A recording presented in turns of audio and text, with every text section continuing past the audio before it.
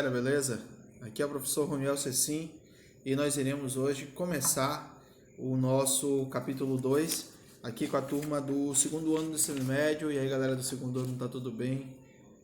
Saudade de vocês, logo logo a gente vai estar junto, se Deus quiser. E eu peço para que vocês estejam com os livros, o livro 2 em mãos, caderno, lápis, caneta para fazer as anotações de vocês, que nós iremos começar hoje o capítulo 1 do livro 2. Nós iremos estudar a Revolução Francesa. Esse assunto ele é muito importante para a gente entender não só a Revolução Francesa, de fato, mas toda a conjuntura política, inclusive do Brasil, que nós vivemos hoje, por ser a maior revolução da história da humanidade, por ter influenciado em diversas outras revoluções e por apresentar uma luta, por apresentar um sistema desigual, um sistema corrupto e a reação do povo. Como eu falei, serviu e serve de exemplo até hoje como símbolo de luta de um povo sofrido, de um povo sem ter seus direitos respeitados. Para a gente começar, eu peço que vocês abram o livro na página 3, que nós iremos falar um pouquinho sobre o século XVIII. O século XVIII foi um século muito difícil para a Europa.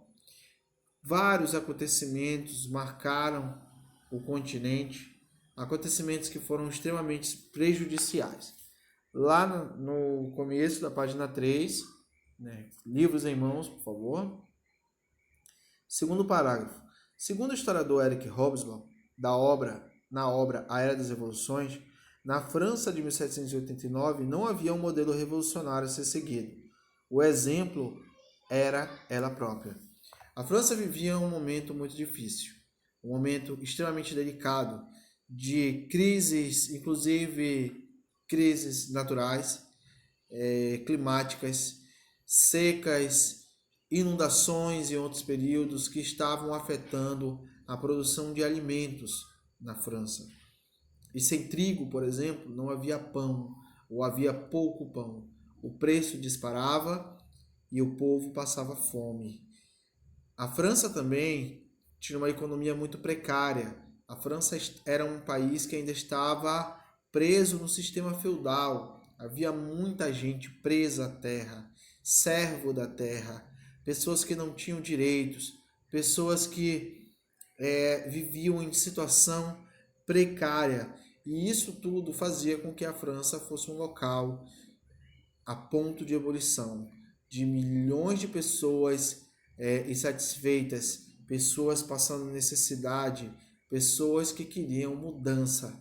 E isso é fundamental para a gente compreender essa Revolução Francesa. Ali no tópico França pré-revolucionária, a gente vai ler: fatores estruturais e conjunturais contribuíram para desencadear a Revolução Francesa. De modo geral, esses fatores são encontrados na falência do antigo regime, profundas desigualdades sociais, a luta de forças sociais antagônicas, nobreza e burguesia, o colapso das velhas estruturas senhoriais, o ideário iluminista, a grave crise econômica e financeira decorrente do envolvimento em guerras que sangraram o tesouro régio, além de problemas climáticos que provocaram secas nos anos que antecederam 1789. A sociedade francesa era estamental, ou seja, dividida em estamentos, em classes. Vou colocar aqui na tela para vocês uma imagem que está no capítulo 3, e a gente vai analisar ela e também analisar esses três estados em questão.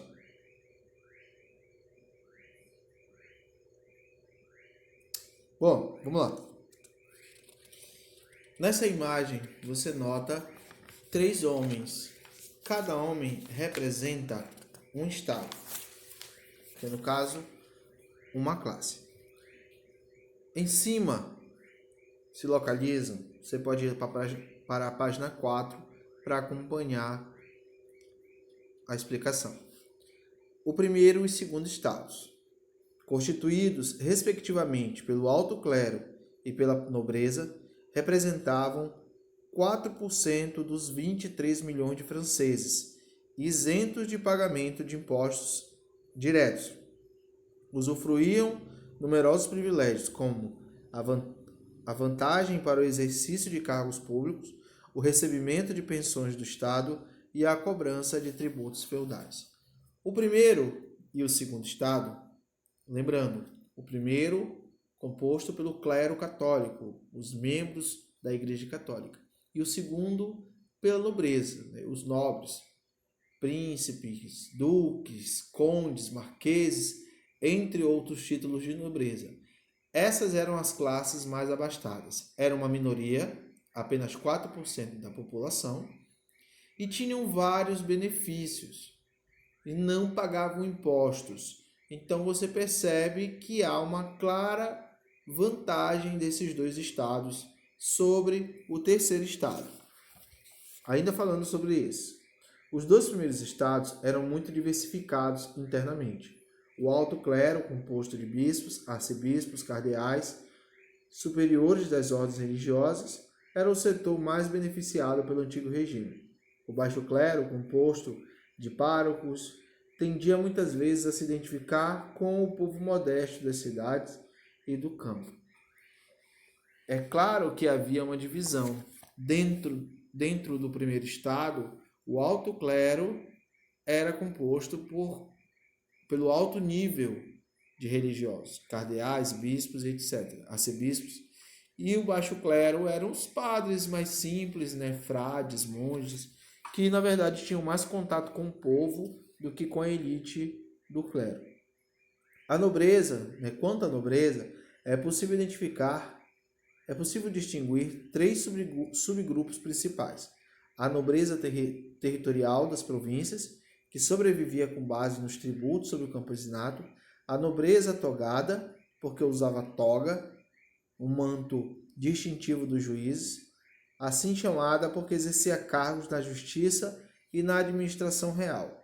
A nobreza de corte, a mais visível e badalada. Seus membros, por vezes, prestavam serviço ao rei, mas não raro viviam parasitariamente na corte de Versalhes. Então a gente tinha essa divisão também dentro da nobreza.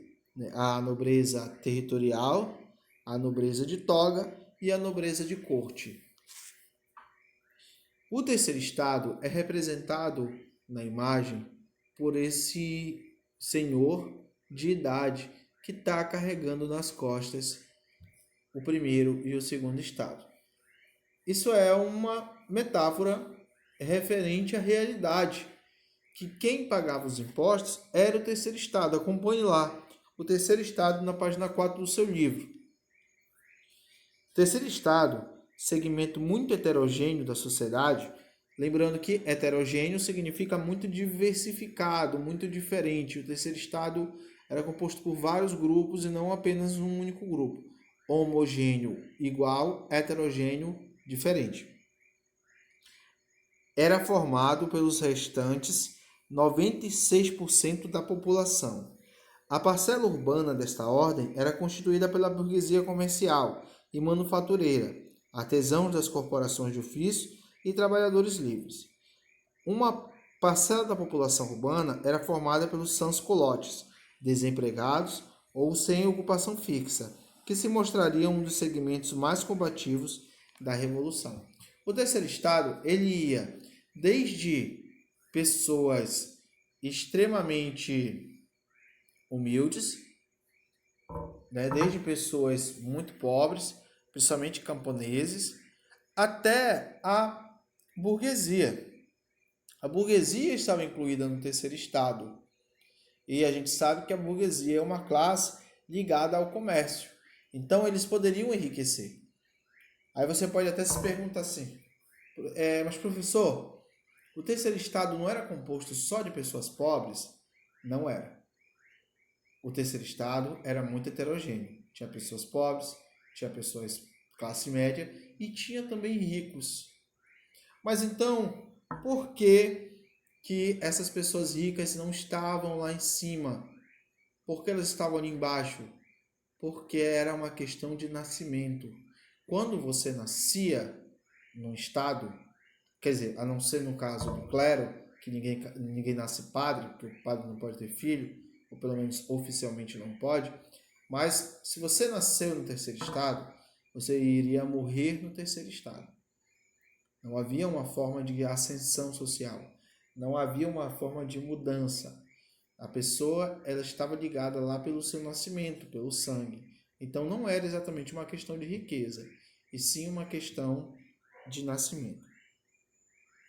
Como era o governo, o absolutismo francês, às vésperas da Revolução? Vou colocar outra imagem agora para vocês.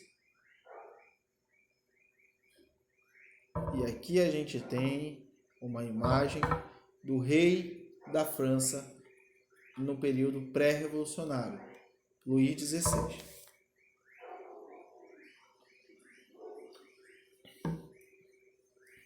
Siga lá, ainda na página 4, o absolutismo francês às vésperas da Revolução. A França era governada por uma monarquia absolutista, justificada pela teoria do direito divino dos reis. Nós já falamos sobre isso lá na nossa primeira avaliação, quando a gente comentou sobre iluminismo. O direito divino dos reis era uma teoria de que Deus havia colocado aquelas pessoas, o rei, o governante, naquela situação. E ele não poderia ser contrariado, ele não poderia ser enfrentado, porque era a vontade de Deus. É claro que a Igreja Católica ela colaborou para que essa ideia fosse estruturada, porque ela se beneficiava também. Então era um grande acordo para manter o rei no poder com a ideia de que Deus tinha colocado ele lá. Vamos passar para a página 5. A economia do Estado absolutista. Desde o reinado de Luís XV, as finanças do Estado francês vinham sofrendo abalos resultantes da ineficiência administrativa de uma estrutura desgastada. Constituída por elementos da nobreza parasitária, a corte consumia cifras exorbitantes dos recursos públicos na forma de pensões e outros benefícios concedidos pelo Estado absolutista, e em celebrações que eram verdadeiras afrontas à sociedade. Com a ascensão de Luís XVI, o quadro financeiro agravou-se. A corte gastava muito dinheiro, muitas pensões, muitas festas, celebrações, banquetes e reuniões que chegavam a durar dias. Tudo isso ia minando os cofres públicos.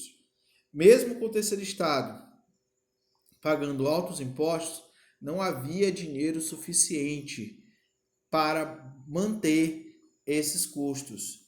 E isso começou a afetar. Um grande exemplo desses gastos exorbitantes era a própria rainha. Aqui na imagem para vocês. Maria Antonieta, que era austríaca, ela era uma princesa nascida na Áustria, que era outro reino bastante importante daquele momento histórico. Ela casou-se com Luís XVI e ela gastava muito dinheiro público.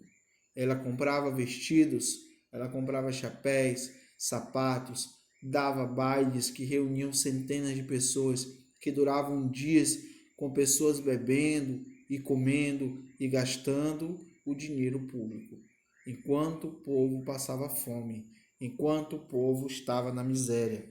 É lógico que isso afetou ainda mais a situação econômica da França. Continuando a página 5, no terceiro parágrafo. Além da notória ineficiência com as finanças públicas, o envolvimento do país em guerras também foi um fator desencadeante da crise francesa.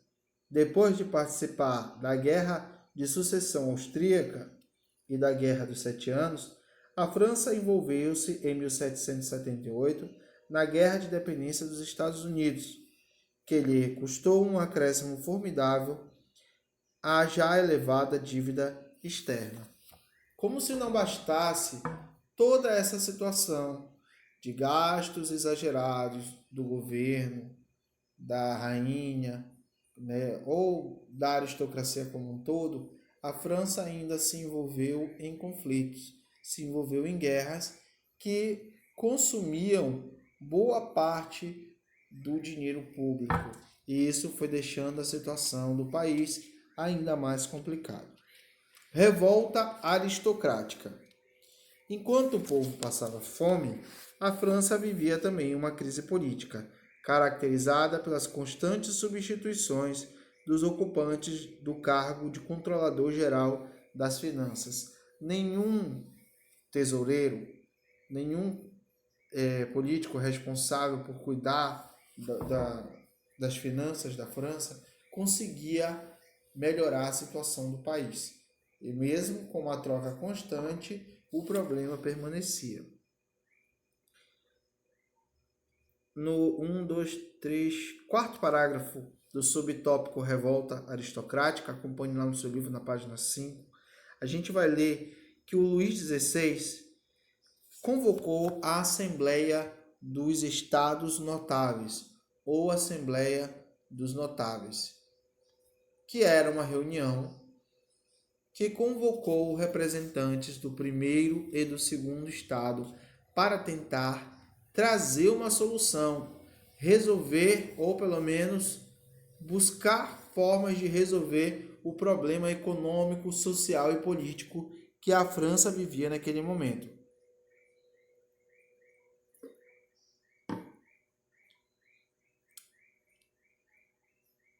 Formada por representantes do clero e da nobreza, propôs a abolição das vantagens fiscais dos dois estados privilegiados, determinando que eles pagassem impostos da mesma forma que já fazia o terceiro estado, para tirar a França da crise financeira.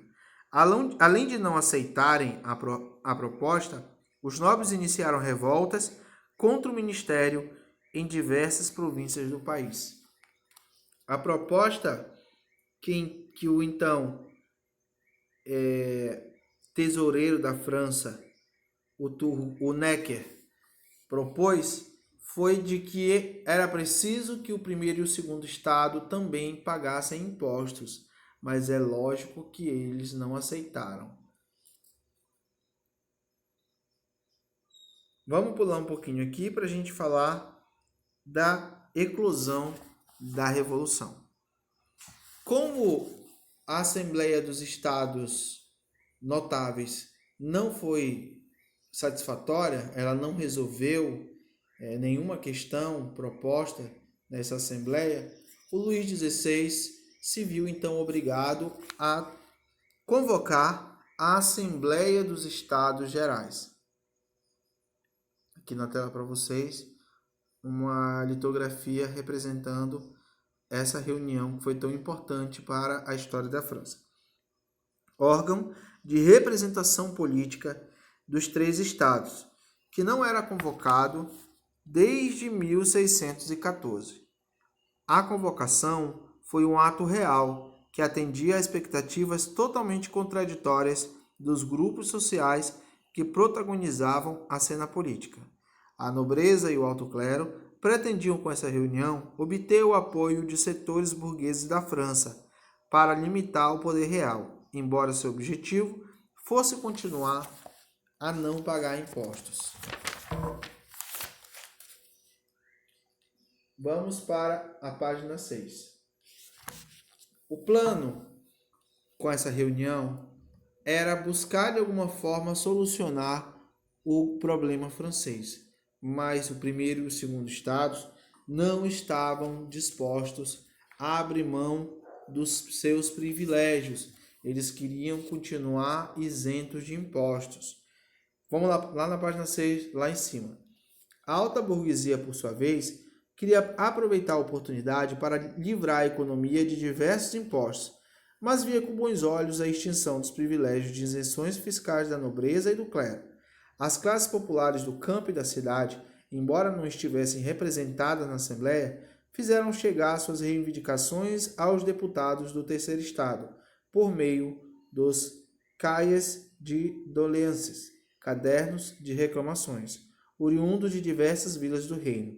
As eleições para os representantes dos estados foram realizadas em abril de 1789. Quando a Assembleia dos Estados Gerais se reuniu pela última vez, em 1614, cada estado era representado por 300 deputados, garantindo a maioria dos votos para as duas ordens privilegiadas. Para a eleição de 1789, no entanto, o terceiro estado exigiu que o número de seus representantes fosse aumentado, uma vez que era constituído da maior parte da população. Passadas as eleições, tiveram início os trabalhos da Assembleia no Palácio de Versalhes, em 5 de maio de 1789. O terceiro estado era representado por 578 deputados, a nobreza por 270 e o clero por 291. Bom, galera, é aqui que a gente vai começar a falar mais sério mesmo sobre esse assunto da Revolução Francesa. É nessa assembleia, é nessa reunião que as coisas vão esquentar e o rei vai perder o controle. Mas a gente vai deixar esse tópico aqui para a nossa próxima videoaula. Lembrando que não é apenas uma videoaula por semana, tá bom? Tem um dia específico que foi lançado agora há pouco, segunda-feira, mas eu vou procurar estar mandando material extra e vocês serão avisados no grupo dos pais. Então fiquem atentos, mas fiquem tranquilos que a gente vai estar sempre trazendo material, videoaula, exercício e também vou cobrar trabalhos do livro, tá? Para ver se vocês estão fazendo essas atividades, as atividades propostas, todos os exercícios que o livro traz para vocês. Mas no momento, deixo para vocês apenas uma revisão. A gente vai continuar a partir da página 7, na próxima aula, e também responder umas questões aí, tá bom? Então é isso aí, galera. Por enquanto, fiquem com Deus e até a nossa próxima aula.